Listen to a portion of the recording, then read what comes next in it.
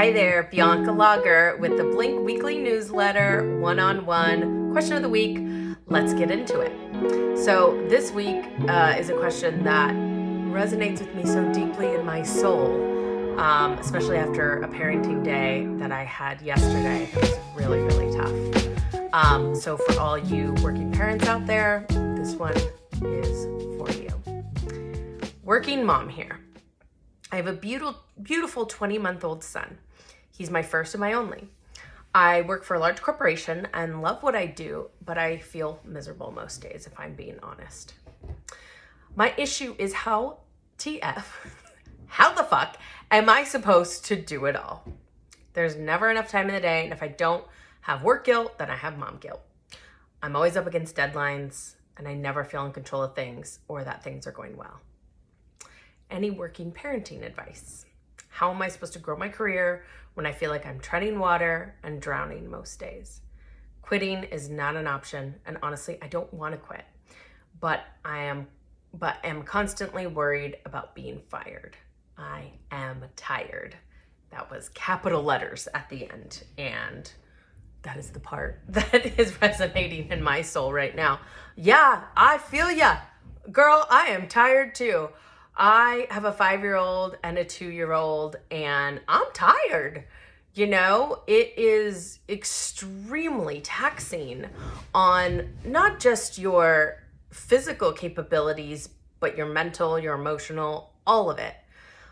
For me, I am somebody who absolutely loves to work and definitely tread in the water of being a workaholic and having that kind of take over my life. It's like the thing that I do for fun, which is just the way I am. I'm a Capricorn. What are you gonna do? And I constantly feel that tension of like, I'm not doing enough as a mom. I'm not doing enough at work. Like it's never ending.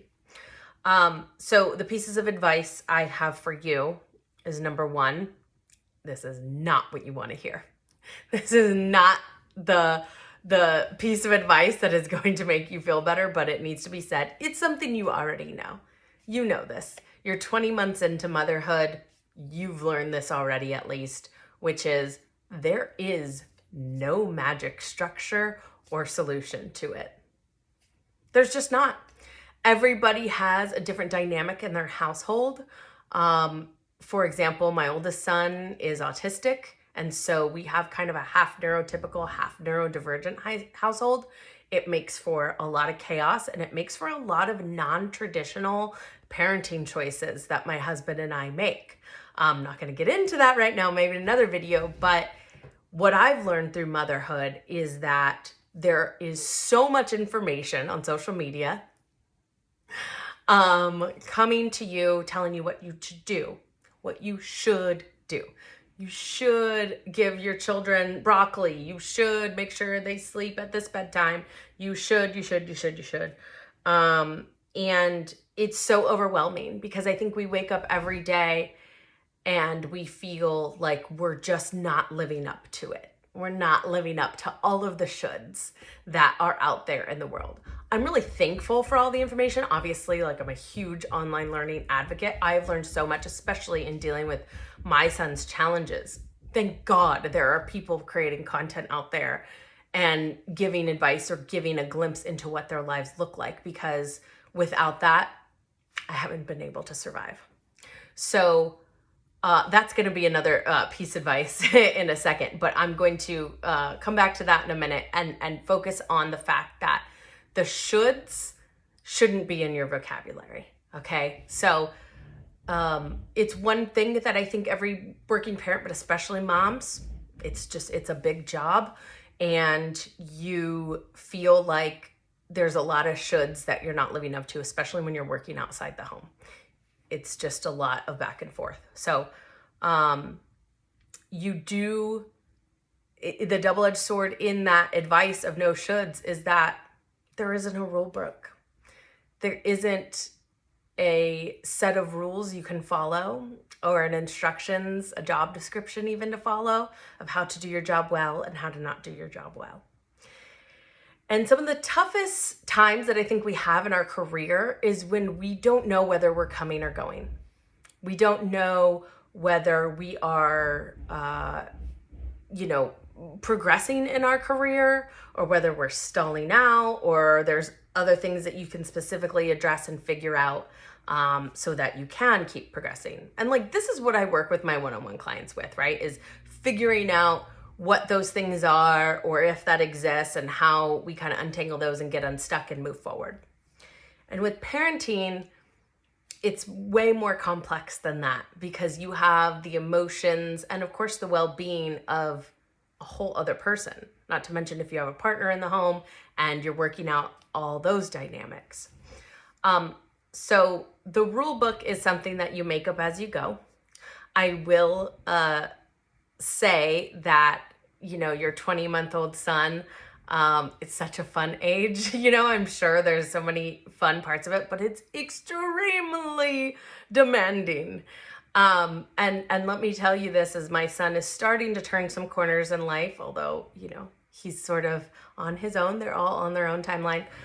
It does get easier. There are some physical demands on you personally that starts letting up. So know that the way of the situation that you feel right now and the stress, parenthood won't always look like it looks today. Parenthood will evolve for you. You will get into a better stride. Toddlerhood, when you're in toddlerhood, straight toddlerhood, girl, hang on and survive. Like, just survive in advance. That's all you can do. These creatures are animals. They are climbing all over the place, screaming, you know, trying to get their clothes on. Your levels of cortisol, I guess, are so high, and it can be with the toddler, because it's just a lot of energy. I have 2 sons. The boy energy is real, and I think that the stress that you're feeling is also a little bit of their energy, right? You're running on such high sort of frequency, because they're loud, they're this, they need food, they need snacks, they're playing with their cars everywhere and dinosaur cars and whatever it is. And so it's a lot of stimulation. What I have learned, and what my son has taught me, my oldest son has taught me, and my younger son as well, parenthood really, is to how to regulate my own emotions, or how to check in with myself when I need to self-regulate. And it is incredibly hard to stay in control of your emotions. That's what one of the shoulds, right? You know, don't yell at your kids, like, stay in control, like, manage your emotions. You know, when you're in the heat of the moment, it's really hard. But what I do know for sure is that I check in with my own body and self, and that when I'm running on that high frequency a little bit too long, I know I need a break. I know that I need some downtime. I need somebody to come around and tap me out. And sometimes that high frequency is also work related, because I feel so time constrained to get my work done in such small hours. It feels like your time has collapsed so much. And so you're trying. And frankly, you're not giving your best if you're kind of running at a frantic pace like that. I think that one of the most important lessons for me has been to prioritize the absolute basics of human survival. And it sounds like such silly advice, or you're just like, come on, there's got to be something more than that. But no, girl, you got to eat and you got to sleep. Exercise, of course, is in there. That's what everybody says. It's really hard to fit it in. I'm the worst at it, trust me. But a 10-minute walk, anything that you can do to decompress, is going to absolutely help you be more effective. I'm pretty much convinced that before I had kids, you know, I was just doing things that weren't that important, honestly. That I had more time, you know, I felt like I worked more, but I think I was there was a diminishing returns with my effort. I was doing things that wasn't actually moving the needle on anything. It was just sort of keeping myself busy. I think you know this and you understand this, that you don't have time for that bullshit anymore. You have to be relentless in your priorities. That kind of physical care for yourself, you can call it self-care, you can call it whatever, but like really elemental, basic care for yourself you have to think about that as the most important job that you have every single day. You think about that automatically for your kids. Of course, you feed them. Of course, you make sure they sleep, you brush their teeth, whatever else there is. But being elemental in your own life is extremely important, and you have to get down to the basics like that. That has to be a priority every single day. You have to be relentless with it. Now, for all the other life stuff, for all the stuff that is feeling overwhelming to you, the best tip that I have, the thing that helps the absolute most in my life, is digitizing my to-do list, my priorities, and my calendar. So I'm a big Google fan. I use Google Calendar, I use Google Tasks. And the reason I like it is that because I can have it on my laptop, have it on my phone, on the go. I use Google Tasks as my to-do list. I have to-do lists for my children, for our household. I have to-do lists, of course, for work. And it's always, if I'm working on my computer, it's on a side tab right there for me. I can move them around. I can put them on my calendar. I can create subtasks. It's really, really helpful. And I can sort of intermix them with my work stuff and say, hey, I have to call this doctor today, or, whatever else. I like a separation of church and state. So we actually do use a household to-do list that's a little bit separate for me and my husband, but let's not overcomplicate things. Google Tasks, having a good to-do list. I'm sure Microsoft has a version of this if you're like a Teams Outlook girly.